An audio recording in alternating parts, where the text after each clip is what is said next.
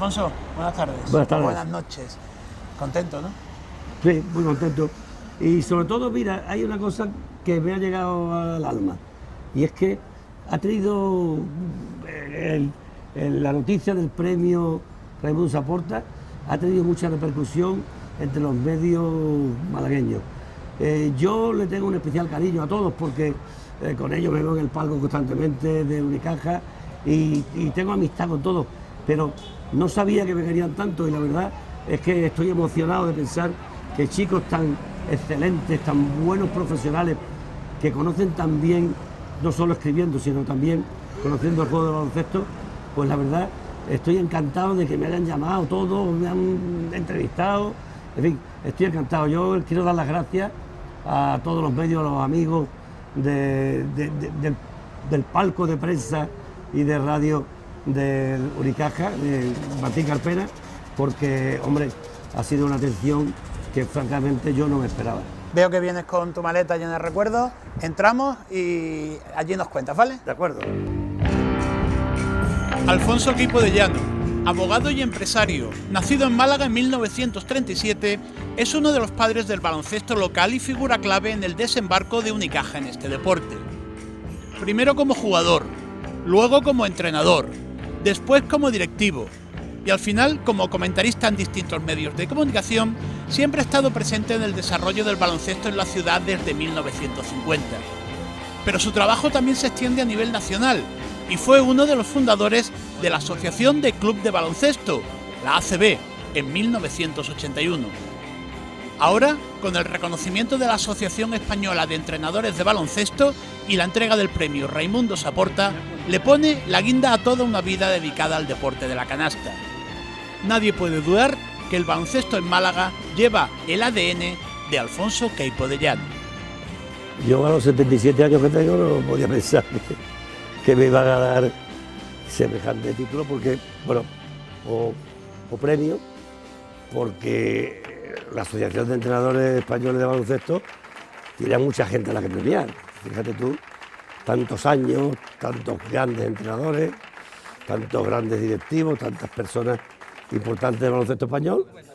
Y aunque aquí hemos trabajado duro y los resultados están en que hoy existe un equipo que en este momento precisamente está el segundo de la liga, pues la verdad es que para mí ha sido una sorpresa y una gran satisfacción, que voy a decir.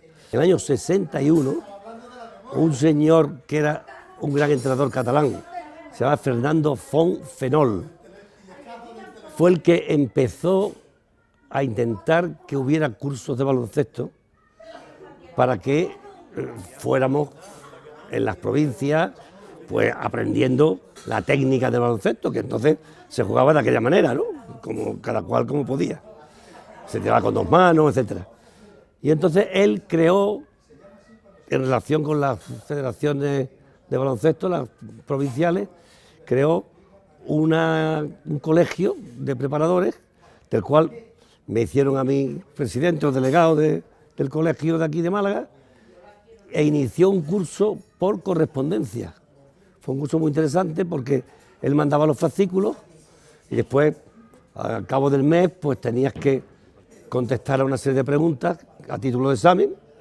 Muy bien, muy bien. Y la verdad es que eso fue impresionante de bueno para nosotros porque en Málaga estábamos lejísimos del polo de desarrollo del baloncesto y yo pues metí en esto a 7 o 8 entrenadores.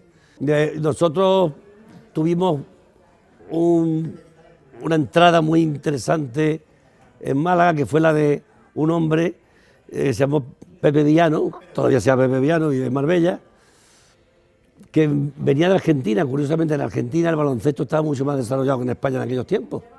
Entonces él venía de Argentina, su padre había ido a Argentina y tal, y entonces él era un magnífico jugador, tiraba muy bien, tiraba con una mano, que entonces el tirar con una mano era una casualidad, y se incorporó con nosotros al equipo de baloncesto que hicimos para jugar en una liga local, pero después más tarde en una liga regional.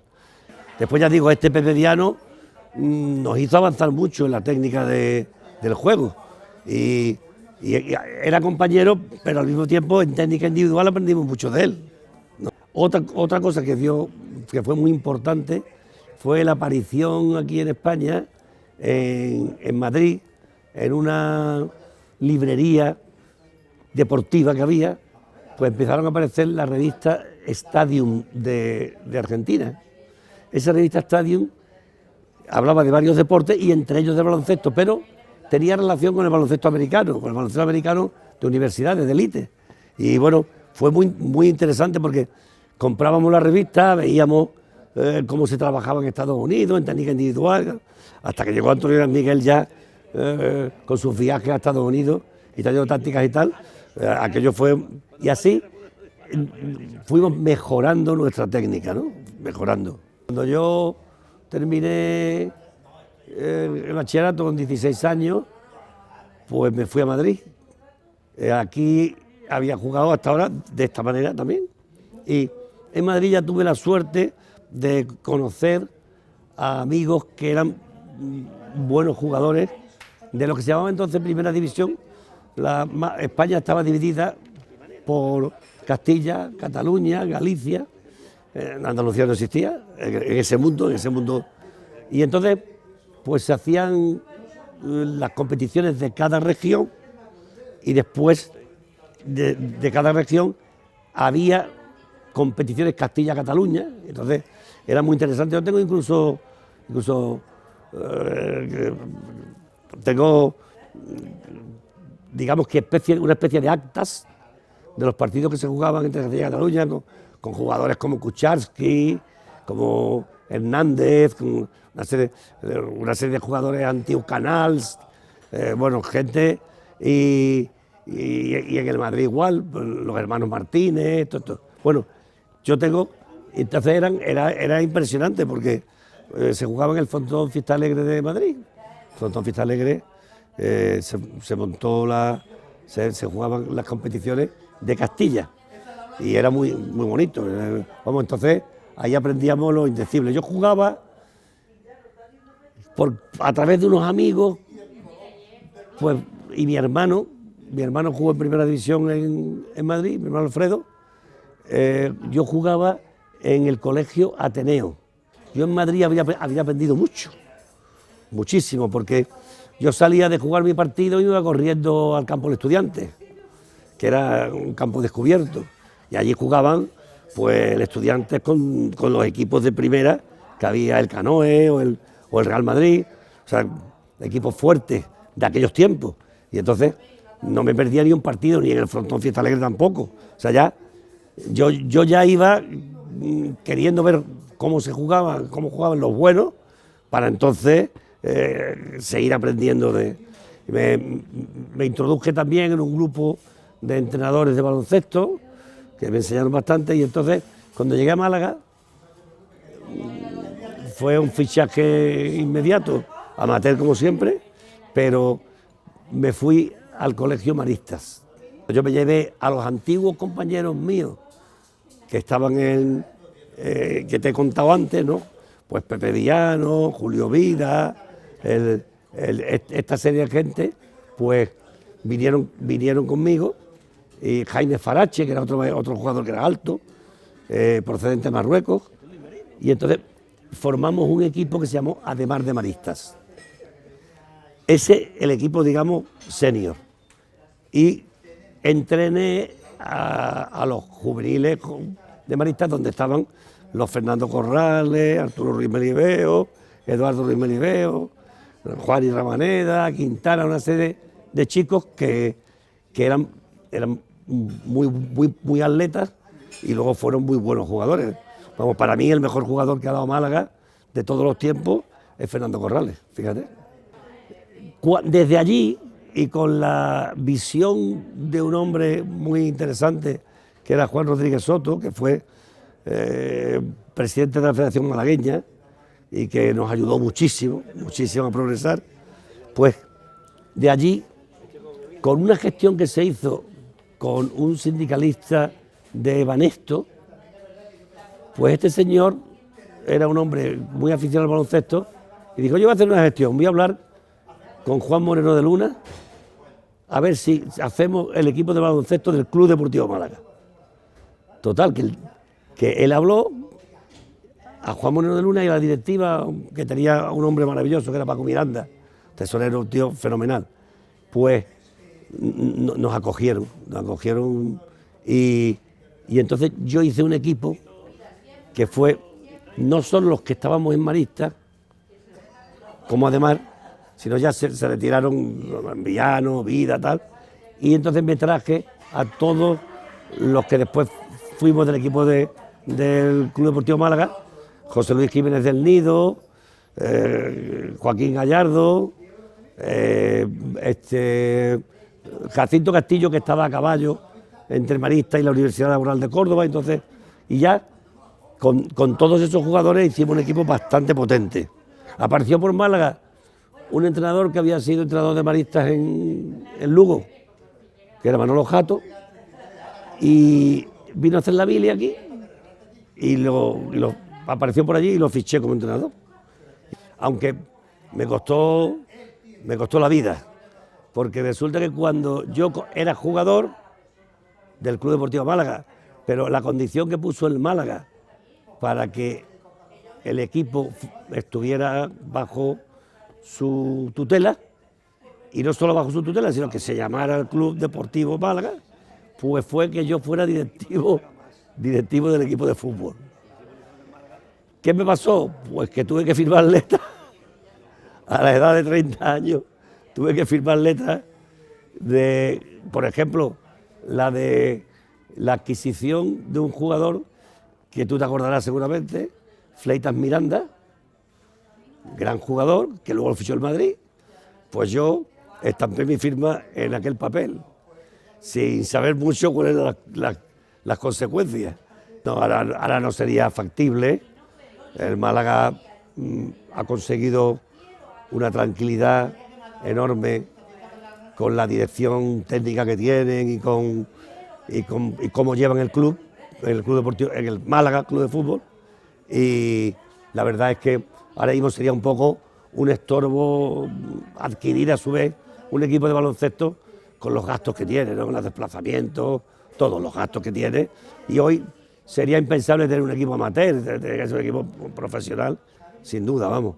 No, yo creo que aquello fue un hito histórico que yo le agradeceré toda mi vida a Juan Moreno de Luna y a toda la directiva, aunque me costara a mí tener que firmar letras, pero no cabe duda de que aquello fue un empujón tremendo.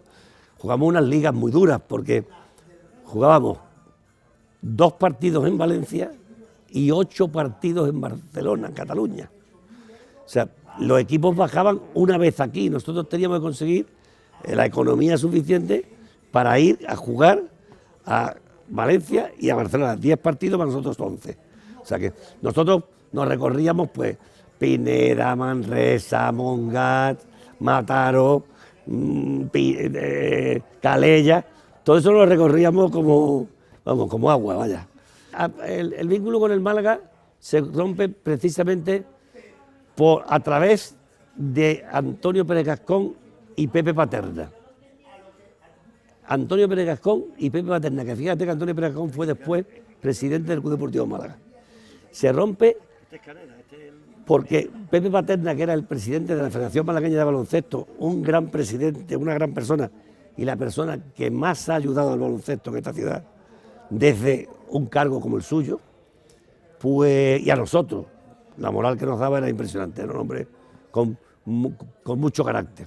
Él era delegado de la firma Hertz en Málaga. Bueno, pues Pepe Paterna habían creado el Centro de Deportes El Palo, en lo que era el Palo Club de Fútbol antiguamente. Entonces hicieron una sede con Antonio Pérez Gascón como presidente.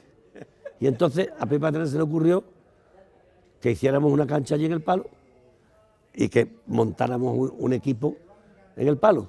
Cuando ya empezó a decaer un poco nuestro equipo del Club Deportivo Málaga. Yo también quería progresar más, precisamente en esto que me has comentado tú, de cómo accedo yo a ser entrenador de baloncesto. Pues mira, accedo a ser entrenador de baloncesto más seriamente porque yo quería independizarme de la mecánica que llevábamos en el Club Deportivo Málaga, que en ese momento pues estaba la ficha era mía, pero entrenaba Bonilla, tal, y entonces yo decidí que tenía que pegar el salto adelante cuando Pepe Paterna me llamó. Tuve la suerte de que un chico de Maristas que tenía un equipito de jóvenes y que me apreciaba mucho, me ofreció su equipito de jóvenes para llevármelo al Palo. Y de ahí me llevé a Juan Paz, a Mario Aro, a Leiva, a una serie de jugadores, a Toré, Juan Carlos Toré. Entonces hice un equipito en el Palo, pues para empezar de cero, Lo que era complicado era captar chicos que les gustara el baloncesto y hacerlos jugadores. O sea, porque había que enseñarles la técnica individual, había que enseñarles a todo, a botar, a pasar, a saltar y a tirar, o sea, a todo. Entonces, era una labor ardua. Vamos, hombres altos, cuando yo me traje a Diego Gómez al Unicaja con 13 o 14 años, pues no le podíamos dar el balón porque salía corriendo con él en las manos, claro. Fue cuando vino este jugador que nos vino también de maravilla, Robert Stephen Love, que estaba en el campo de los Años del Carmen, y entonces él venía con su mujer y con su perro. Había, como se hace en Estados Unidos, un año sabático en su trabajo y a recorrer Europa. Y en vez de recorrer Europa, cuando nos localizamos, pues vino a entrenar con nosotros, le gustó y se quedó con nosotros una temporada. Entonces eso fue un avance muy importante. Eso y conseguir también para el Unicaja traerme a Damián Caneda, que era un jugador de Melilla, y lo había visto jugar en un campeonato juvenil en Melilla con nuestros juveniles. Y entonces me quedé prendado de la facilidad que tenía, la agilidad que tenía para meter canastas. Ya estaba conmigo en esos tiempos, al principio no, pero enseguida se incorporó José María Martín Urbano, que fue el talismán que le faltaba a esto para poder crear un equipo de baloncesto serio. Él enseguida se hizo cargo de los juniors, tenía una afición impresionante, también se unió al equipo José Manuel Romero Blanco, que otro entrenador también con unos deseos de enseñar y de aprender y de enseñar. Entonces, pues nos íbamos juntos a todos los cursos de entrenadores que había en Madrid. El primer curso de la Asociación Española de Entrenadores de Baloncesto, fuimos en mi coche 5 entrenadores, con ellos, y eran Ferrandiz, Díaz Miguel y Bernardino Lombao. Era Ferrandiz, Díaz Miguel, todo baloncesto, y Bernardino Lombao, que era el preparador físico de estudiantes y preparador físico de la Selección Española de Baloncesto. Fíjate qué curioso, nosotros no teníamos dinero, estábamos siempre a la cuarta pregunta, y por lo tanto a mí me costaba un dineral todo lo que fuera alrededor del Centro de Deporte del Palo. El Centro de Deporte del Palo no tenía economía para pagar un equipo de baloncesto, ni en la elite, ni siquiera viajando todos los días por Andalucía, todos los fines de semana. Bueno, pues yo le decía a jugadores como Salvador Gallar o Paco Alonso, que todos estos ya jugaban con nosotros. Paco Alonso también lo vi en una fase de ascenso y lo fiché. Y hablé con los padres y los traje a Málaga.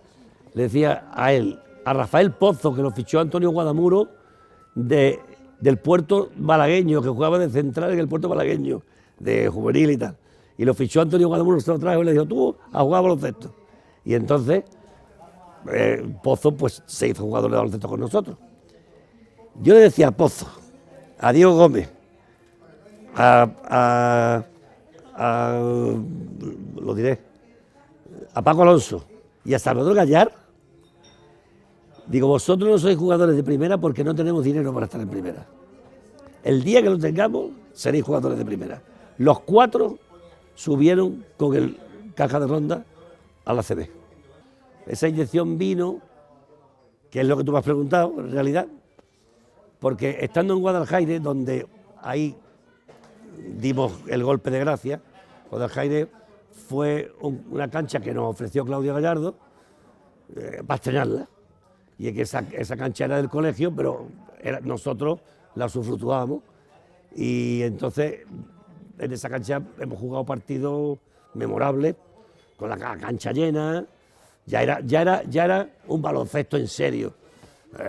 Venía Moncho González con el Náutico de Tenerife y no jugábamos partidos épicos entre uno y otro, venían todos. El mismo Bertomeu de jugador vino a Guadalajara como jugador de la Salle de Barcelona.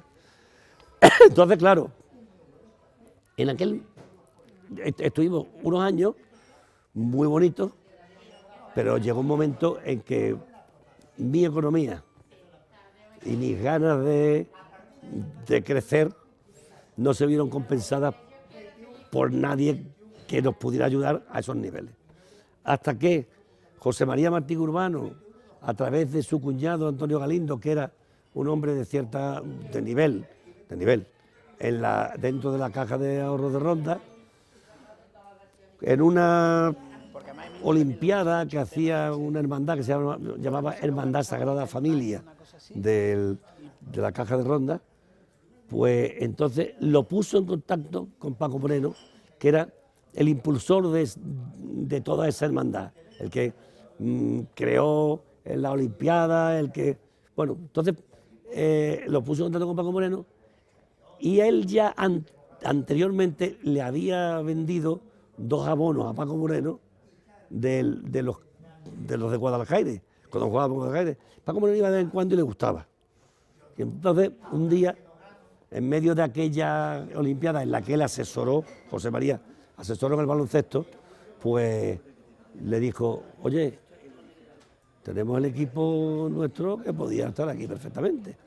Claro, él sabiendo ya, José María, que yo le había dicho: yo tiro la toalla del dinero, de la afición no, pero del dinero sí.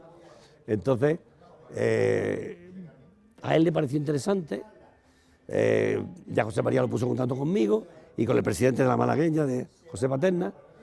Hicimos un álbum, en mi despacho se vinieron todos y estuvieron pegando recortes de periódicos, fotografías, un álbum así de gordo, para llevarle a don Juan de la Rosa. Y después, a través de Paco Moreno, bueno, vamos a ver a don Juan, a ver don Juan qué dice. Bueno, que nos espera tal día. Y entonces Paco le pidió a algunos promotores, constructores de Málaga, que nos acompañaran, simplemente para tutelar el proyecto, que nos acompañaran a visitar a don Juan. Don Juan nos recibió en su despacho, con estos señores allí y tal. Paco Moreno y yo, y José María, le explicamos con el álbum y tal, todo lo que habíamos hecho hasta esa fecha, y dio el visto bueno. Y con Caja de Ronda ya fuimos a Granada, jugamos la fase de ascenso y subimos. Entonces Paco Moreno se entusiasmó de tal manera que ya no veía otra idea que la de llegar algún día a la élite. Bueno, el año 77-78 se creó la entidad Caja Ronda, la Sociedad Deportiva Caja Ronda. O sea que a partir de ahí. Y hasta que llegamos a que una gestión con Pepe Luis Cuberta Graña, que fue el gran hombre del balonmano en Málaga, pues ya se cansó de ello y había tenido una visión de ir a hacer en la cancha de los Guindos. Pues Paco Moreno y yo y José María tal, dijimos: si cogiéramos eso íbamos a tener la gran cantera de España. Y entonces pues empezaron unas negociaciones, fueron laboriosas. Pepe Luis Cuberta era muy amigo mío, Paco Moreno tomó muy buena relación con él, y hasta que al final se llegó a un acuerdo y se compraron esas instalaciones por una cantidad que hoy sería irrisoria. Y fíjate lo que ha dado de sí, lo que seguirá dando, ¿no? La única fusión que ha habido aquí ha sido la que hicimos Paco Moreno y yo cuando fusionamos la Sociedad Deportiva Caja de Ronda con el Centro de Deporte del Palo. Después lo que hubo fue no una fusión, fue una absorción. Esto no fue fusión, fue que en realidad Marista desaparecía porque Rafael Domínguez de Gor no estaba dispuesto a poner una peseta más, por las razones que fueran, que yo no entro a calificarlas, y entonces desaparecía Marista. Ahí en Marista había algunos, entre ellos Eduardo, que pertenecían a la caja y quisieron desembarcar ahí. Nosotros nos desvinculamos, yo primero y después José María, y ya está, y tan amigos. Y yo estoy encantado porque yo digo, yo algunas veces digo, después de la vida deportiva que yo he tenido, si encima te estuviera todavía liado con el fichaje de fulano, con el fichaje de Miguel. De todas maneras, lo que pasa es que yo no he dejado de tener hilo directo con la parte deportiva del club. El cordón umbilical de los afectos no se ha roto. Ahora, eso sí, si tengo que decir algo, lo digo como se lo decía Paco Moreno. Y discuto y procuro, desde mi punto de vista, que las cosas mejoren, que sea un club abierto a todos, que haya cariño, que haya afecto, etcétera, etcétera. Cosas que algunas veces faltan. Porque había sido muy duro